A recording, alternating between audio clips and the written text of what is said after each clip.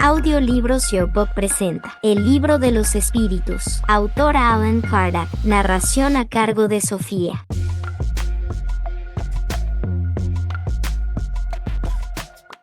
Capítulo 3. Regreso de la vida corporal a la vida espiritual. El alma después de la muerte, su individualidad, vida eterna, separación del alma y el cuerpo, turbación espírita. El alma después de la muerte, su individualidad, vida eterna. ¿En qué se convierte el alma en el instante de la muerte? Vuelve a ser espíritu, es decir, regresa al mundo de los espíritus que había dejado momentáneamente. Después de la muerte, ¿conserva el alma su individualidad? Sí, nunca la pierde. ¿Qué sería si no la conservara? ¿Cómo constata el alma su individualidad, puesto que ya no tiene el cuerpo material? Aún tiene un fluido que le es propio, que extrae de la atmósfera de su planeta y que presenta la apariencia de su última encarnación, su periespíritu. El alma no se lleva consigo nada de este mundo, nada más que el recuerdo y el deseo de ir a un mundo mejor. Es un recuerdo pleno de satisfacción o de amargura, según el empleo que haya hecho de la vida. Cuanto más pura es el alma, mejor comprende la futilidad de lo que ha dejado en la tierra. ¿Qué pensar de la opinión según la cual el alma, después de la muerte, regresa al todo universal? ¿Acaso el conjunto de los espíritus no forma un todo? ¿No constituye todo un mundo? Cuando te encuentras en una asamblea eres parte integrante de ella, y sin embargo conservas siempre tu individualidad. ¿Qué prueba podemos obtener acerca de la individualidad del alma después de la muerte? ¿No obtenéis esa prueba por medio de las comunicaciones que lográis? Si no sois ciegos, veréis, y si no sois sordos, oiréis, pues muy a menudo os habla una voz que os revela la existencia de un ser que está fuera de vosotros. Los que piensan que después de la muerte el alma regresa al todo universal están equivocados y por ello entienden que, semejante a una gota de agua que cae al océano, el alma pierde allí su individualidad. En cambio, están en lo cierto si entienden por el todo universal al conjunto de los seres incorporales del cual cada alma o espíritu es un elemento. Si las almas se confundieran en la masa, solo tendrían las cualidades del conjunto y nada las distinguiría. No tendrían inteligencia ni cualidades propias. En cambio, todas las comunicaciones revelan la conciencia del yo y una voluntad distinta. La diversidad infinita que presentan en todos los aspectos es la consecuencia misma de las individualidades. Si después de la muerte solo hubiese lo que se llama el gran todo, absorbiendo las individualidades, ese todo sería uniforme y, por consiguiente, todas las comunicaciones que se recibieran del mundo invisible serían idénticas, puesto que allí encontramos seres buenos y malos, sabios e ignorantes, felices y desdichados, puesto que los hay de todos los caracteres, alegres y tristes, frívolos y profundos, etc. Es evidente que se trata de seres distintos. La individualidad resulta más evidente aún cuando estos seres prueban su identidad por medio de señales incontestables, detalles personales relativos a su vida terrenal que pueden verificarse. Además, no es posible ponerla en duda cuando ellos se manifiestan a la vista en las apariciones. La individualidad del alma se nos enseñaba en teoría como un artículo de fe. El espiritismo la hace patente y, en cierto modo, material. ¿En qué sentido se debe entender la vida eterna? La vida eterna es la vida del espíritu, la del cuerpo es transitoria y pasajera. Cuando el cuerpo muere, el alma regresa a la vida eterna. ¿No sería más exacto llamar vida eterna a la de los espíritus puros, los que por haber alcanzado la perfección no habrán de sufrir más pruebas? Esa es más bien la dicha eterna. No obstante, se trata de una cuestión de palabras. Llamad a las cosas como más os guste, con tal de que os pongáis de acuerdo. Separación del alma y el cuerpo. ¿Es dolorosa la separación del alma y el cuerpo? No, a menudo el cuerpo sufre más durante la vida que en el momento de la muerte. El alma no interviene en eso para nada. Los padecimientos que a veces se experimentan en el momento de la muerte son un goce para el espíritu, que ve llegar el término de su exilio. En la muerte natural, la que ocurre por el agotamiento de los órganos como consecuencia de la edad, el hombre deja la vida sin percatarse de ello. Es como una lámpara que se apaga por falta de combustible. ¿Cómo se opera la separación del alma y el cuerpo? Al romperse los lazos que la retenían, el alma se desprende. La separación se opera instantáneamente y por una transición brusca. ¿Hay una línea de demarcación netamente trazada entre la vida y la muerte? No, el alma se desprende gradualmente. No se escapa como un pájaro cautivo que ha sido devuelto súbitamente a la libertad. Los dos estados se tocan y se confunden. Así, el espíritu se desprende poco a poco de sus lazos. Estos se sueltan, no se quiebran. Durante la vida, el espíritu se halla unido al cuerpo por su envoltura semimaterial o periespíritu. La muerte solo es la destrucción del cuerpo y no la de esa segunda envoltura, la cual se separa del cuerpo cuando cesa en él la vida orgánica. La observación prueba que en el instante de la muerte el desprendimiento del periespíritu no se completa de manera súbita, sino que se opera gradualmente y con una lentitud muy variable según los individuos. En algunos es bastante rápido y podemos decir que el momento de la muerte es también el de la liberación, que se da en unas pocas horas. En otros, por el contrario, sobre todo en aquellos cuya vida ha sido completamente material y sensual, el desprendimiento es mucho menos rápido y a veces dura horas, semanas y hasta meses. Esto no implica que haya en el cuerpo la menor vitalidad ni la posibilidad de un regreso a la vida, sino una simple afinidad entre el cuerpo y el espíritu, afinidad que siempre depende de la preponderancia que durante la vida el espíritu dio a la materia. En efecto, es razonable pensar que cuanto más se haya identificado el espíritu con la materia, tanto más penoso le resultará separarse de ella. En cambio, la actividad intelectual y moral, así como la elevación de los pensamientos, operan un principio de desprendimiento incluso durante la vida del cuerpo, de modo que cuando llega la muerte ese desprendimiento es casi instantáneo. Tal es el resultado de los estudios hechos en los individuos observados en el momento de la muerte. Esas observaciones también prueban que la afinidad que en ciertos individuos persiste entre el alma y el cuerpo es a veces muy penosa, pues el espíritu puede experimentar el horror de la descomposición. Este caso es excepcional y propio de ciertos géneros de vida y de determinados tipos de muerte. Se presenta en algunos suicidas. La separación definitiva del alma y el cuerpo puede tener lugar antes de la cesación completa de la vida orgánica. Durante la agonía, a veces el alma ya abandonó el cuerpo, solo queda en él la vida orgánica. El hombre ya no tiene conciencia de sí mismo, y a pesar de eso aún le resta un soplo de vida. El cuerpo es una máquina a la que el corazón pone en movimiento. Funciona mientras el corazón hace circular la sangre por las venas, y para eso no tiene necesidad del alma. En el momento de la muerte, tiene a veces el alma un arrebato o éxtasis que le hace entrever el mundo al que regresará. A menudo el alma siente que los lazos que la atan al cuerpo se quiebran. Entonces emplea todos sus esfuerzos para cortarlos por completo. Ya en parte desprendida de la materia, ve el porvenir extenderse ante ella y goza por anticipado del estado de espíritu. El ejemplo de la oruga, que primero se arrastra por el suelo y luego se encierra en la crisálida, en estado de muerte aparente, para renacer con una existencia deslumbrante, puede darnos una idea de la vida terrenal. Luego la tumba y, por último, nuestra nueva existencia, una idea limitada. La imagen es buena, pero no sería conveniente tomarla al pie de la letra, como hacéis a menudo. ¿Qué sensación experimenta el alma en el momento en que se reconoce en el mundo de los espíritus? Eso depende. Si has hecho el mal con el deseo de hacerlo, en un primer momento te sientes muy avergonzado por eso. Para el justo es muy diferente. Su alma se siente como aliviada de un gran peso, pues no le teme a ninguna mirada escrutadora. El espíritu encuentra de inmediato a quienes conoció en la tierra y que murieron antes que él, sí, según el afecto que sentía por ellos y el que ellos sentían por él. A menudo acuden a recibirlo a su regreso al mundo de los espíritus y lo ayudan a desprenderse de las envolturas de la materia. También encuentra a muchos que había perdido de vista durante su estancia en la tierra. Ve a los que están errantes y a los que se encuentran encarnados, los va a visitar. En la muerte violenta o debida a un accidente, cuando los órganos aún no han sido debilitados por la edad o las enfermedades, la separación del alma y el cese de la vida tienen lugar simultáneamente. Así sucede por lo general, pero en todos los casos el instante que los separa es muy breve. Después de la decapitación, por ejemplo, ¿conserva el hombre durante algunos instantes la conciencia de sí mismo? Suele conservarla durante algunos minutos, hasta que la vida orgánica se haya extinguido por completo. Pero a menudo también el temor a la muerte le hace perder la conciencia conciencia antes del instante del suplicio. Se trata aquí de la conciencia que el ajusticiado tiene de sí mismo en tanto hombre por intermedio de los órganos y no como espíritu. Así pues, si no perdió esa conciencia antes del suplicio, puede conservarla algunos instantes, pero que son muy breves y cesa necesariamente con la vida orgánica del cerebro, lo que no implica que el periespíritu esté desprendido por completo del cuerpo. Por el contrario, en todos los casos de muerte violenta, como esta no se debe a la extinción gradual de las fuerzas vitales, los lazos que unen el periespíritu al cuerpo son más tenaces, y el desprendimiento completo es más lento. Turbación espírita. El alma, cuando deja el cuerpo, tiene de inmediato conciencia de sí misma. Conciencia inmediata no es la expresión adecuada. El alma permanece algún tiempo en estado de turbación. ¿Experimentan todos los espíritus en el mismo grado y durante el mismo tiempo la turbación que sigue a la separación del alma y el cuerpo? No, eso depende de la elevación de cada uno. El espíritu que ya está purificado se reconoce a sí mismo casi inmediatamente, porque ya se desprendió de la materia durante la vida del cuerpo, mientras que el hombre carnal, cuya conciencia no es pura, conserva durante mucho más tiempo la impresión de la materia. El conocimiento del espiritismo ejerce alguna influencia sobre el tiempo que dura la turbación. Ejerce una influencia muy grande, puesto que el espíritu comprende por anticipado esa situación. No obstante, la práctica del bien y la conciencia pura ejercen la mayor influencia. En el momento de la muerte todo es confuso al principio. El alma necesita algún tiempo para reconocerse. Está como aturdida, como en el estado de un hombre que acaba de salir de un profundo sueño e intenta percatarse de su situación. La lucidez de las ideas y el recuerdo del pasado vuelven a ella a medida que se borra la influencia de la materia de la que acaba de desprenderse y que se disipa la especie de niebla que oscurece sus pensamientos. El tiempo que dura la turbación que sigue a la muerte es muy variable. Puede extenderse desde algunas horas hasta muchos meses e incluso muchos años. Es menos prolongado en quienes, cuando vivían, se identificaron con su estado futuro, porque entonces comprenden inmediatamente su situación. Esa turbación presenta circunstancias particulares según el carácter de los individuos, sobre todo según el tipo de muerte. En los casos de muerte violenta, producida por suicidio, suplicio, accidente, apoplejía, heridas, etc., el espíritu se halla sorprendido, asombrado. No cree estar muerto y lo sostiene con obstinación. Sin embargo, ve su cuerpo, sabe que ese cuerpo es el suyo y no comprende que se separó de él. Se acerca a las personas a quienes aprecia, les habla y no entiende por qué no lo oyen. Esa ilusión se mantiene hasta que el periespíritu se desprende por completo. Solo entonces el espíritu se reconoce y comprende que ya no forma parte de los vivos. Este fenómeno se explica fácilmente. Sorprendido de improviso por la muerte, el espíritu queda aturdido por el brusco cambio que se operó en él. La muerte todavía es para el sinónimo de destrucción, de aniquilamiento. Ahora bien, como piensa, ve y oye, a su entender no está muerto. Lo que aumenta su ilusión es que se ve con un cuerpo semejante al anterior por la forma, pero cuya naturaleza etérea aún no ha tenido tiempo de estudiar. Le parece sólido y compacto como el primero, y cuando se le llama la atención acerca de este punto se asombra de no poder palparse. Este fenómeno es análogo al de los sonámbulos novatos, que no creen estar dormidos. Para ellos el dormir es sinónimo de suspensión de las facultades. Ahora bien, como piensan libremente y pueden ver, suponen que están despiertos. Algunos espíritus presentan esta particularidad aunque la muerte no les haya llegado de modo inesperado. No obstante, siempre es más general en los que, aunque estaban enfermos, no pensaban en morirse. Vemos en ese caso el singular espectáculo de un espíritu que asiste a su funeral como si fuese el de un extraño, y que se refiere a ello como si se tratara de algo que no le incumbe, hasta el momento en que comprende la verdad. La turbación que sigue a la muerte no es penosa en absoluto para el hombre de bien. Es calma y en todo semejante a la que acompaña a un despertar apacible. Para aquel cuya conciencia no es pura, la turbación está colmada de ansiedad y angustias, que aumentan a medida que se reconoce a sí mismo. En los casos de muerte colectiva, se ha observado que los que fallecen al mismo tiempo no siempre se vuelven a ver de inmediato. En la turbación que sigue a la muerte, cada uno va por su lado o solo se preocupa por los que le interesan. En la muerte natural, la turbación comienza antes de la cesación de la vida orgánica, y el espíritu pierde por completo la conciencia de sí mismo mismo en el momento de la muerte. De ahí se sigue que el espíritu jamás es testigo del último suspiro. Incluso las convulsiones de la agonía son efectos nerviosos que casi nunca lo afectan. Decimos casi porque en ciertos casos esos padecimientos han sido impuestos al espíritu como expiación.